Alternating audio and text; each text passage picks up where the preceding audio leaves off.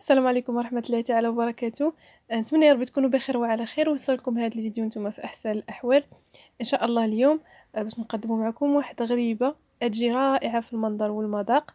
الشكل ديالها الصراحة يجي راقي ومزيون.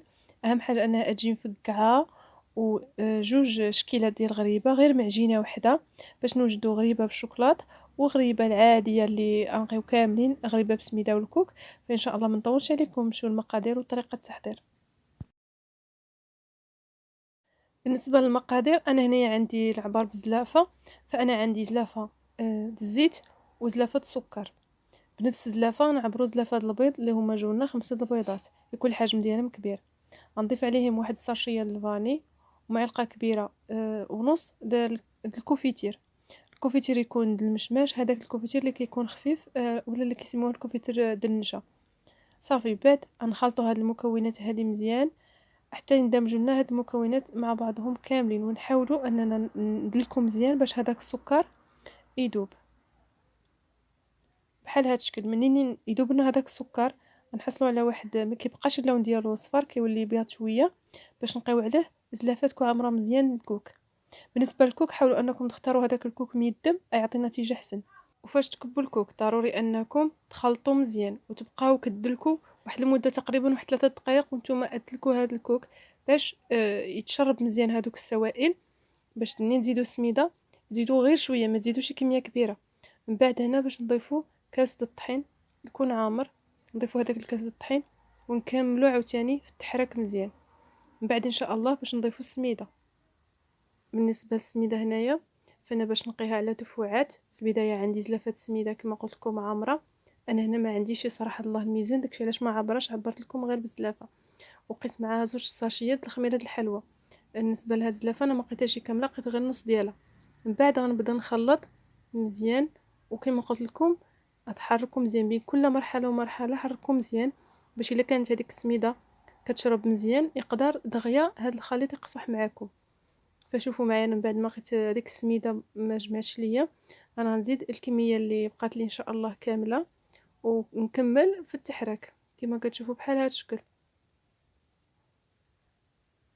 ضروري ما تخلطوا مزيان بين كل مرحله ومرحله، باش الا كانت كما قلت سميده تشرب ما يقصح لكمش، وهنا الا قصحت لكم تقدر تجي لكم في الماكله ديالها قاصحه، وكذلك ما تفقعش لكم ملي تلقيوها في الفران. صافي بحال هادشكل ملي كتحصلوا عليها بحال هادشكل العجين ديالكم كتعجنوه وكتدلكوه. انا لقيت انه مازال خصو صراحه الله السميده، فتقريبا هكا ضفت واحد الكاس السميده وكملت حتى جمعت هاد العجينه اللي عندي. في البدايه انا ما بغيتش نقصحها من الاول، فهنا الا لاحظتوا معايا انا لقيت هنا كاس عفوا زلافه ونص السميده، ولا تقريبا هكا زلافه وكاس. قبل ما نجمع هاد الخليط هذا، فانا كيف قلت لكم نقي جوج ديال الشكيلات، شكل واحد بنقيه بالشوكولاط وشكل واحد بنخليه بحال هكا. فبالنسبه اللي بنقيه بالشوكولاط فانا حيدت وقيته هكا فهاد، فانا خليته جانبا في هذا الاناء هذا. ومن بعد بالنسبه للكميه اللي بقات غنضيف عليها كاس السميده بحال هذا الشكل، ونحاول ان هاد السميده ندخلها مزيان غير بشويه، وانتم كتعجنوا وتضيفوا شويه بشويه. فانا ضاف لي معايا هنا كما قلت لكم كاس صغير السميده. فهنا واحد الملاحظه، هذاك الكاس الطحين اللي قيناه ممكن انكم تعوضوه وتقيوه كامل سميده. اللي ما بغاش يقي الطحين ولكن الوصفه فيها كاس الطحين وهاد الكميه هذه اللي عطيتكم مضبوطه، الا لقيتوها بهذه الطريقه هذه فانا متاكده بان بتنجح معكم 100%. صافي بحال هادشكل من بعد ما كملت الجميع ديالها، وكما كتشوفوا خلط مزيان. اهم حاجه هي هذه، وانكم تخلطوا مزيان.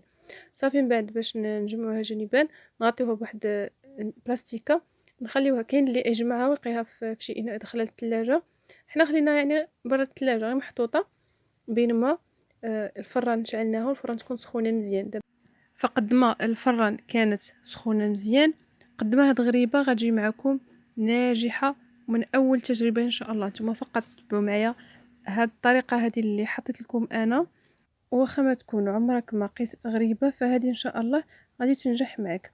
بالنسبه لنا فاش نقيو غريبه هاد الكميه هذه، فاش نقيو الشوكولات فضروري تضيفوا معاه شي منكه، اما تضيفوا معاه القهوه، اما تضيفوا معاه نكهه الكراميل، تضيفوا معاه الفلوط الشوكولاته هو اللي كان متواجد ممكن انكم تضيفوه، ولا كذلك تكتفوا غير بالفلوط الكراميل. بالنسبة هنايا كما شفتوا فأنا ضفت 2 معالق كبارين ديال الكاكاو مر. أهم حاجة يكون الكاكاو مر كيعطي اللون ديالو غامق مزيان. هنا باش ضفت معاه واحد الفلو يكون د الكراميل، فهو يعطي واحد النكهة غزالة بزاف لهاد الغريبة هادي. ضفت من بعد معاهم هنا من بعد ما عجنتهم مزيان لقيت انه مازال مطلوق شويه، فانا ضفت معلقه كبيره سميده كما شفتوا معايا. غير ضفت هذيك المعلقه السميده، حركت شويه بيدي، من بعد كما كتشوفوا جمع معايا الخليط بحال هذا الشكل. من بعد بالنسبه لهاد الخليط هذا فكنبدا به هو الاول، لان حتى الكاكاو مر فاش كتخليوه يرتاح مزيان حتى هو كيزيد بحال اللي كيعاون ان هاد الغريبه هذه تجمع راسها. فهنا صافي عندي هنا سكر كلاصي. بالنسبه للسكر كلاصي انا ما عنديش سبيسيال، عندي غير سكر كلاصي العادي. اللاطه كذلك عندي لاطه مدهونه غير بشويه الزيت ورشيت فيها شويه طحين.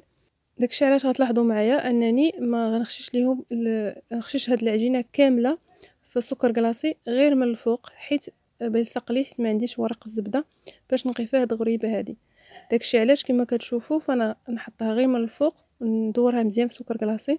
كما قلت لكم سكر كلاصي هذا راه عادي ماشي سبيسيال، والطريقه الطيب ديالها هي بتحكموا باش تشقق لكم وما يتحرقش. صافي بحال هاد الشكل كما كتشوفوا. انا كما سبق لي قلت لكم الفران عندي مشعوله وسخونه مزيان، شعلتها في البدايه فهي كتكون جاهده. صافي من بعد باش نجيبو هنا التزيين عندي طرف الكركاع، ممكن تقيو كركاع، ممكن تقيو لوزه، ممكن تقيو كاوكاو، ولا ما تقيو والو تخليوهم بحال هكا.